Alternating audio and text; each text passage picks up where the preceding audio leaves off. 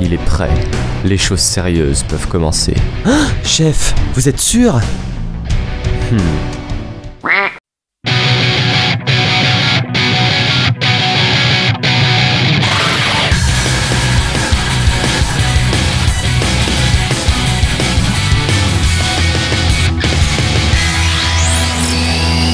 Hey, salut! Eh bien bonjour à tous et bienvenue sur Steel Giants, j'espère que vous allez bien. Aujourd'hui on se retrouve dans ce nouveau décor. Putain vite, vire-moi ça! Pour ce troisième épisode de Mecha Animé, et aujourd'hui on parle de... Oh mon dieu, je le vois, il arrive!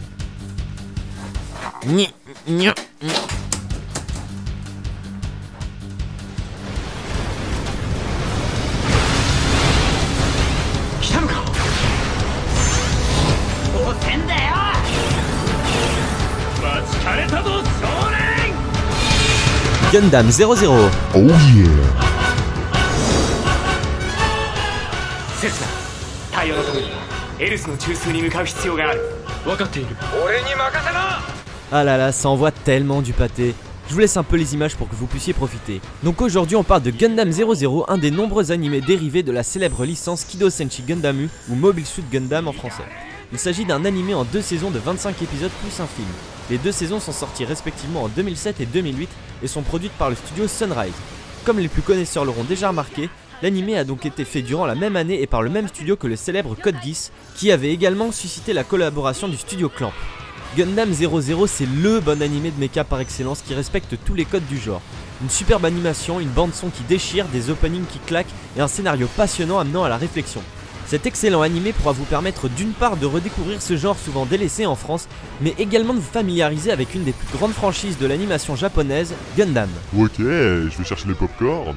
Alors pourquoi avoir choisi Gundam 00? Alors si tu veux l'univers de Gundam, ah bah c'est comme le sac à main d'une femme, il y a vraiment tout et n'importe quoi dedans et c'est vraiment le bordel pour s'y retrouver. Blague miso à part, Gundam 00 est la série Gundam qui constitue le meilleur rapport qualité-ancienneté à l'heure actuelle. C'est sûr, les puristes diront que c'était mieux avant et que la série originale c'est toujours la meilleure, mais franchement je trouve que Gundam 00 constitue un bon compromis entre fond et forme. En effet, même si l'animé a déjà plus de 8 ans, et oui ça passe vite, il n'a absolument pas vieilli. Mais bon, j'y reviendrai tout à l'heure, on commence tout de suite par parler un peu du scénario. L'histoire prend place en l'an 2307, les réserves de carburant fossile étant épuisées, les humains ont dû construire un espèce d'anneau constitué de milliers de panneaux solaires. Son énorme structure est maintenue en place par 3 ascenseurs orbitaux qui servent également à acheminer toutes les ressources sur Terre. Le monde s'est donc divisé en 3 nations, chacune possédant son propre ascenseur orbital et donc sa propre source d'énergie. Seulement voilà, cette dernière ne provenant que de 3 points précis sur Terre, des tensions dues aux différentes rivalités et rancœurs entre les territoires se sont rapidement créées, amenant une augmentation importante du nombre de conflits,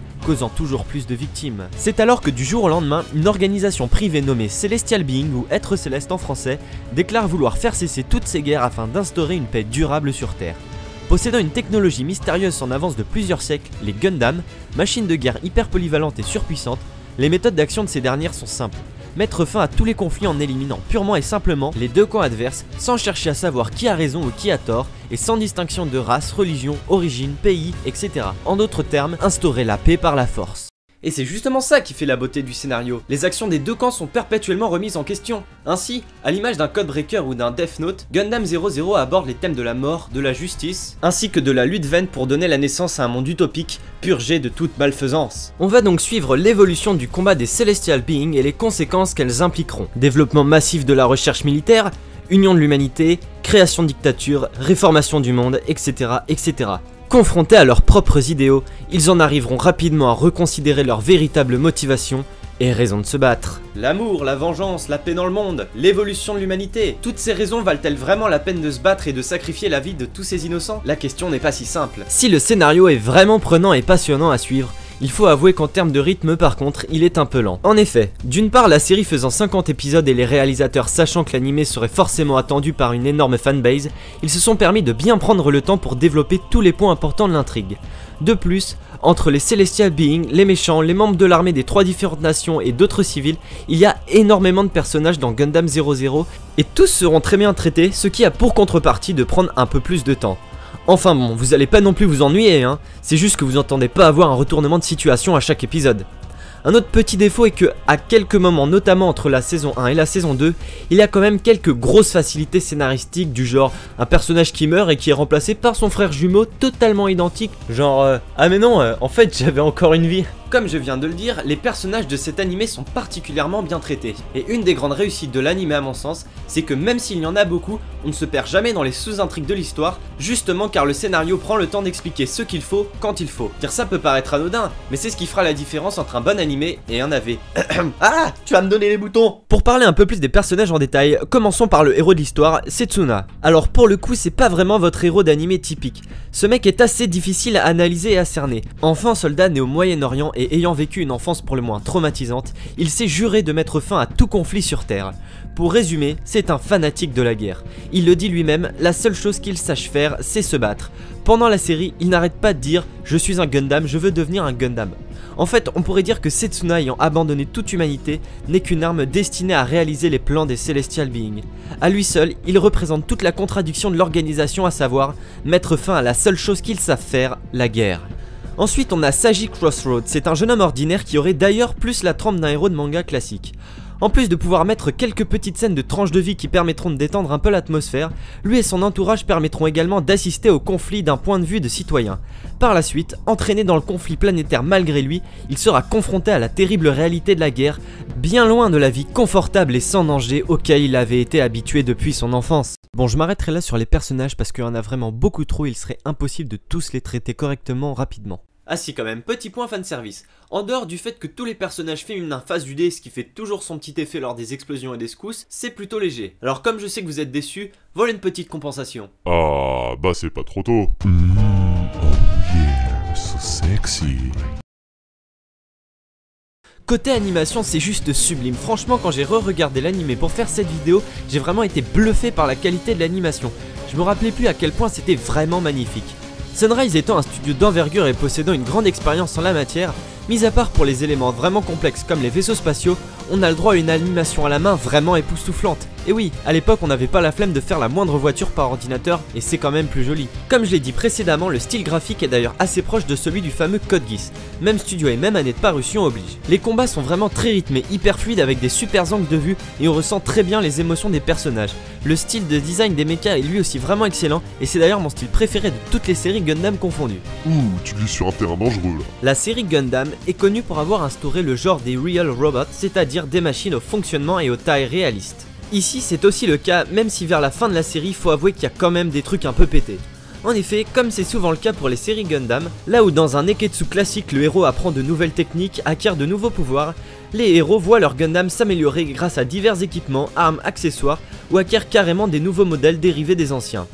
Et ah oui, bon je sens que je vais devenir la caricature du mec qui voit des ressemblances partout, mais je suis désolé les gars, donner au Gundam, je cite, une fonction qui pendant quelques minutes rend 3 fois plus fort et 3 fois plus rapide, mais qui entraîne une baisse de performance par la suite, les gars, sérieux les gars, vous auriez pu quand même pas la faire en rouge quoi. Genre je sais pas, même pas vous cachez quoi. Voilà, de ce côté là c'est tout ce que j'avais à dire. Concernant l'aspect audio, le résultat est encore une fois au rendez-vous, puisqu'on a le droit à 4 openings de très bonne qualité, aussi bien en termes de musique que d'animation, et à des OST qui vous plongeront dans l'ambiance de ce sombre conflit futuriste, avec des musiques alliant chœur, orchestre, instruments orientaux et même guitare électrique, rendant le tout vraiment unique et surtout carrément épique.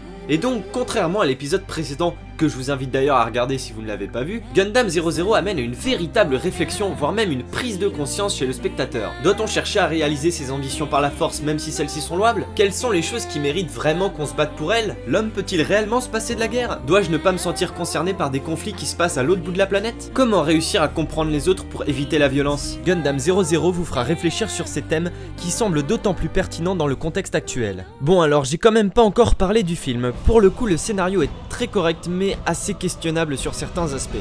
En effet, en plus de pas forcément apporter grand chose par rapport à la fin originale de la série, ils rompt clairement avec l'aspect de Real Robot des séries Gundam originelles, ce qui a évidemment pour conséquence de déclencher un rejet immédiat de la part de la fanbase de Gundam.